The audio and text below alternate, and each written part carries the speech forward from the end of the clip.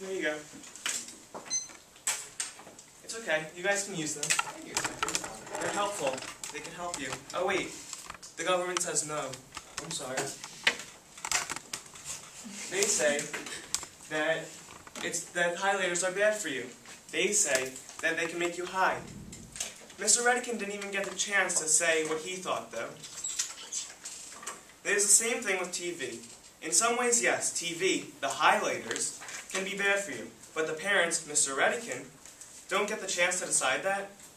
Good morning. I'm Gadi Zimmerman, and my partner Ellie and I are debating for the negative side. Our resolution is to resolve that the U.S. federal government should enact a plan to restrict children's television programming.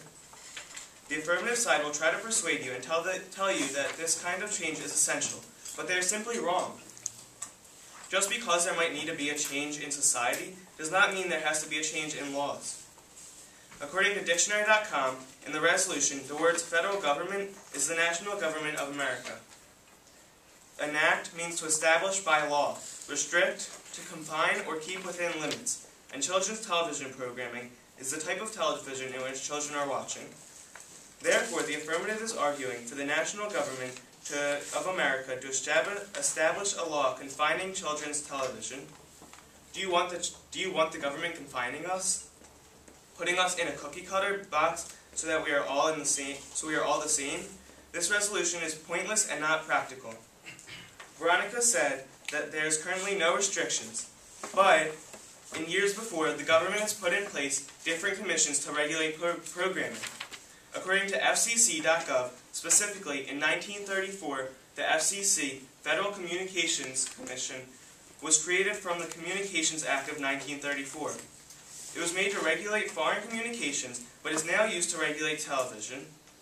In 1994, the FCC was changed to focus more on television and advising what is and is not allowed.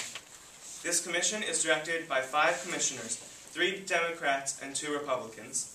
And the closest date to when their term expires is this year, and the other 4 terms are not expired until many years to come. The FCC has had many changes before to keep us with the status quo.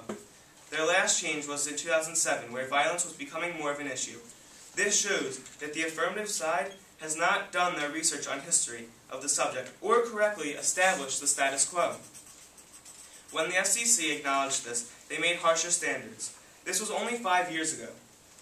First, there has not been a whopping new number increase in television programming that affects children, and if there is one, the FCC's actions will change. In the past shows us that the FCC will react and change the rules and regulations again. Parents also have the accessibility to using the V-chip. A V-chip is a device in your TV or cable box.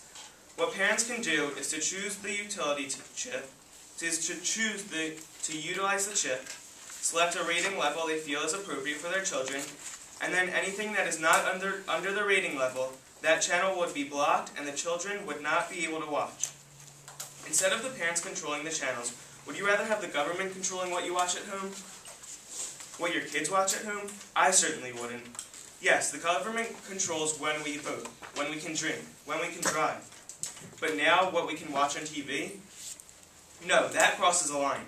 It is up to the parents to make those decisions. Also, having the government control what children in America watch on TV? That sounds a little like communism.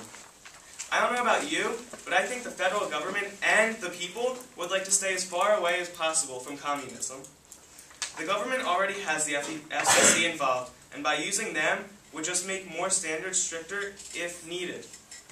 You cannot do something like this at the big level with the federal government. If anything, you have to use smaller branches like the FCC or the V-chip and start there.